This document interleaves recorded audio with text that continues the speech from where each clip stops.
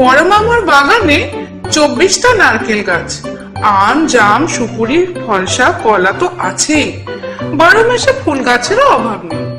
দুটো বড় পুকুর, বড় মামা বাহার করে নাম রেখেছেন গোলদিঘি আর পালদিঘি।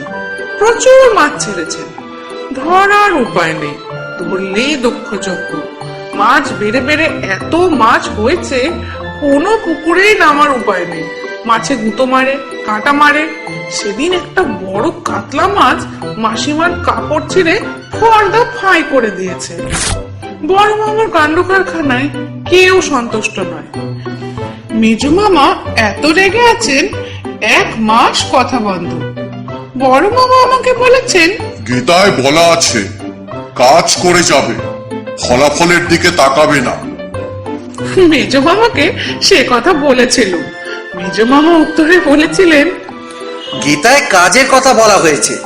উনি সারা জীবন যা করলেন, এখনো যা করবেন, সবই অকাজ। বড় মামাকে মেজো মামার উত্তর বলায় হো হো করে 3 মিনিট হেসে বললেন, কবি বলেছেন যদি তোর ডাক শুনে কেউ না আসে তবে একলা চলো রে। চললে তো বোঝা যেত উনি তো গোল হয়ে ঘুরেই চলেছেন, বৃত্তাকারে। জীবজন্তু গাছপালা ধর্ম, ধর্ম গাছপালা জীবজন্তু। আমি তো তবু ঘুরছি, বেশ না হয় গোল হয়েই ঘুরছি। উনি তো জীবনটা শুয়ে শুয়েই কাটিয়ে দিলেন, চলার মধ্যে বুড়িটাই বেড়ে চলেছে, হই হই করে ভুঁড়ি বাড়ছে। বড় মামারও তো টাক বাড়ছে। চারপাশে গাছপালা আর ঝোপঝাড় থাকলে ভীষণ মশা হয়। সন্ধ্যের সময় আমরা কেউ বসতে পারি না স্থির হয়ে, এই বড় বড় কালো কালো মশা। মেজো মামার লেখাপড়ার কাজ থাকে, মাঝে মাঝে উহ আহ শব্দ করেন আর বলেন, না, বাড়িটাকে আফ্রিকার জঙ্গল বানিয়ে ছেড়ে দিল। হটেনটটদের মতন গায়ে ছাই পাশনা মেখে বসতে পারলে মশার জ্বালায় 1 মুহূর্ত স্থির থাকা যাবে না। সেদিন আচমকা নিজের গালে নিজে এমন এক চড় হাঁকালেন, চোখ থেকে চশমা ছিটকে 10 হাত দূরে পড়লো। ভাগ্য ভালো কাজ ভাঙলো না। অসম্ভব রেগে গিয়ে বাইরে বেরিয়ে গেলেন।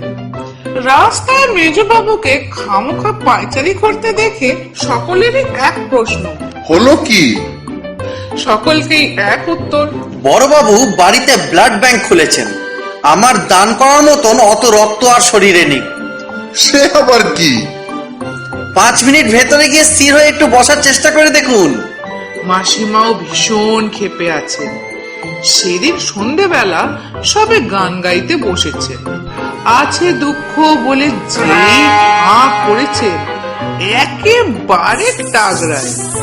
কেশে কেশে চোখ মুখ জবা ফুলের মতো লাল। বড় মামা বললেন, এ হলো গিয়ে হুপিং কাফ, কালই অটো ভ্যাকসিন দিতে হবে। দই টক ঘি তেলে ভাজা ভুজি সব খাওয়া বন্ধ। কিছুতেই মানবেন না, মশা সেদিয়েছে গলায়। বড় মামা মেনে নিলে মাসিমা অত রাখতেন না। মাসিমার অবশ্য সেই দিনই জানা হলো মশার স্বাদ কিরকম। আমরাও জানতে পারলাম, টক টক ঝাল ঝাল, বেশ ঝাঁঝও আছে।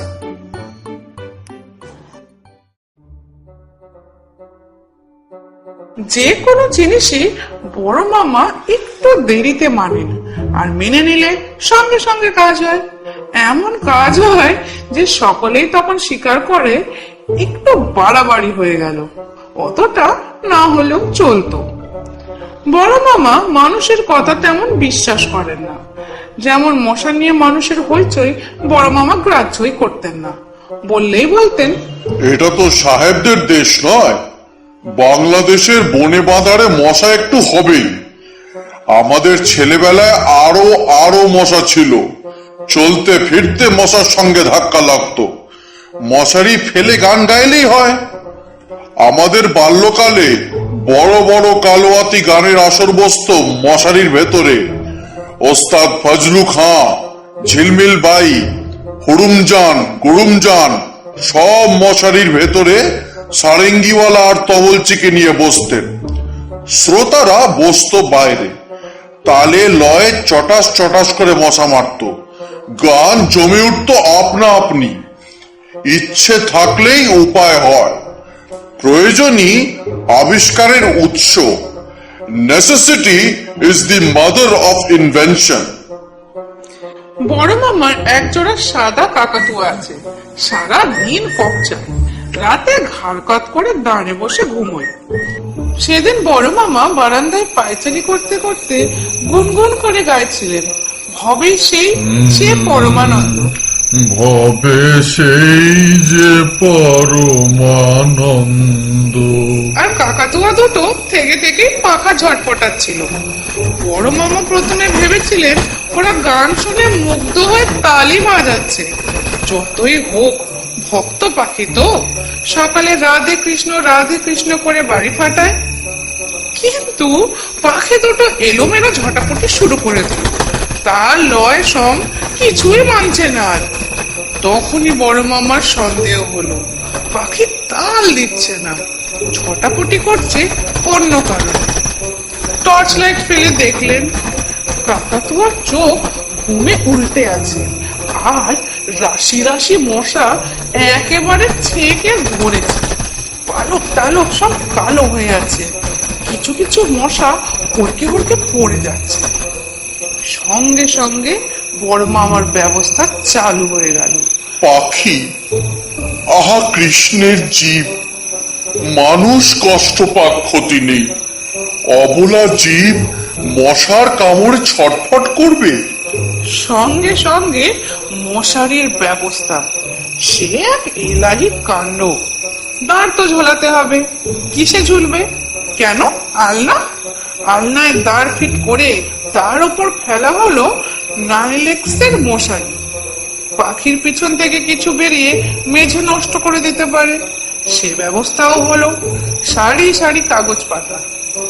মেজো মামা কথা বলবেন না, প্রতিজ্ঞা করেছেন। ঘরের বাইরে থমকে দাঁড়িয়ে কাণ্ডটা দেখে বললেন, তারপর চলে যেতে যেতে বললেন, অস্ট্রেলিয়ার জঙ্গলেও কাকাতুয়া কি মশারি ফেলে ঘুমোয়? অ্যানিমাল এনসাইক্লোপিডিয়াটা একবার দেখ তো খুশি। খুশি আমার মাসিমার ডাক না। বড় মামার 1 নম্বর অ্যাসিস্ট্যান্ট হলুম আমি। এটা কর ওটা কর সবই আমি মুখ বুঝে করে দিই, তাই বড় মামা আমাকে সবচেয়ে বেশি ভালোবাসেন। মশারির চারপাশে পাশ বালিশ চাপা দিচ্ছিল। মেজো মামার কথা শুনে কাজ থেমে গিয়েছিল। বড় মামা বললেন, কান দিও না একদম, জানবে লজ্জা ঘৃণা ভয় 3 থাকতে নয়। ঈশ্বরকে পেতে হলে গন্ডারের গো নিয়ে গো গো করে এগোতে হবে। যে কাজ করছি তাতে ঈশ্বর আসছেন কোথা থেকে? না বাবা, তর্ক করব না, করলেই বড় মামা রেগে যাবেন।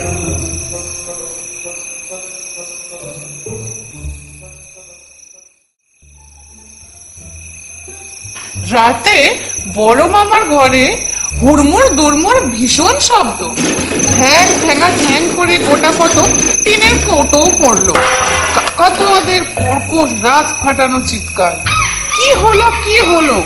বাড়ি শুদ্ধ লোক মাঝরাতে বড় মামার দরজার সামনে। মেজো মামা প্রতিজ্ঞা ভুলে ডাকছেন, ও বর্দা, কি হলো তোমার? বর্দা? অনেক ডাকাডাকির পর বড় মামা ভেতর থেকে কাবু কাবু গলায় বললেন, এ দরজাটা কোন দিকে বলতে পারিস? ঘরে এরা কারা? মেজো মামা দরজায় টোকা মেরে বললেন, এই যে উত্তর দিকে তোমার দরজা। টুক করে আলাজালা শব্দ হলো। বড় মামা দরজা খুললেন। চেহারা দেখে হাসি পাচ্ছিল।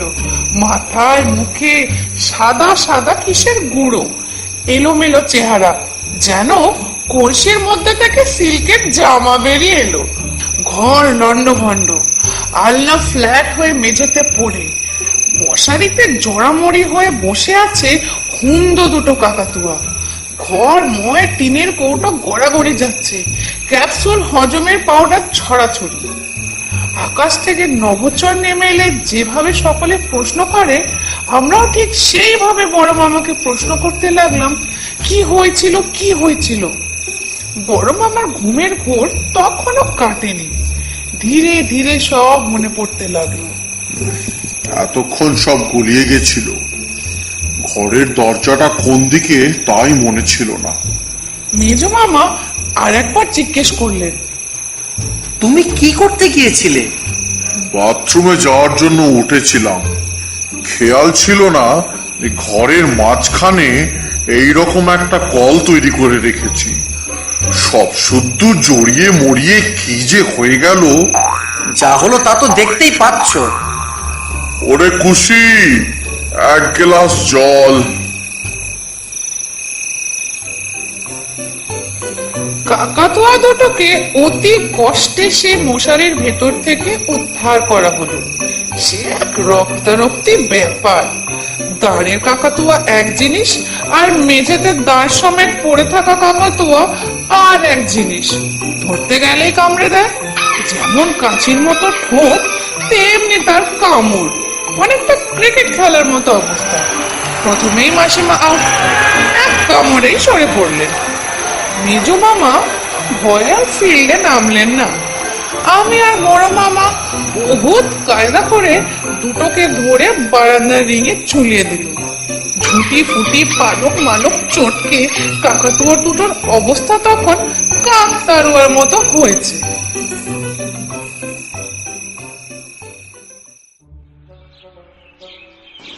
সকালে বড় মামা চা খেতে খেতে বললেন, বুঝলে, মানুষকে অত খারাপ ভেবো না। আগে আমি তো ভাবিনি বড় মামা। না, ভাববে না। আমি অনেক সময় সেই রকমই ভেবে ফেলেছি, অন্যায় করেছি। আজ আমি তোমাকে বলছি, কুকুর ভালো, বেড়াল ভালো, গরু ভালো, পাখি ভালো, গাছ ভালো, মানুষও ভালো। বড় মামা, মশা কিন্তু ভালো নয়। আমি তো সেই জন্যেই মশার নাম উচ্চারণ করিনি। কপালের ডান পাশে গোল আলুর মতো ফুলে আছে, সেই জায়গায় হাত বুলোতে বুলোতে বললেন, আজ আমি মশা নিধন যজ্ঞ করব, করেঙ্গে ইয়া মরেঙ্গে। বড় মামা যেভাবে যুদ্ধ ঘোষণা করলেন, তাতে আমার ইচ্ছে করছিল একটা চেয়ারের ওপরে দাঁড়িয়ে উঠে যুদ্ধের বিগেল বাজায়।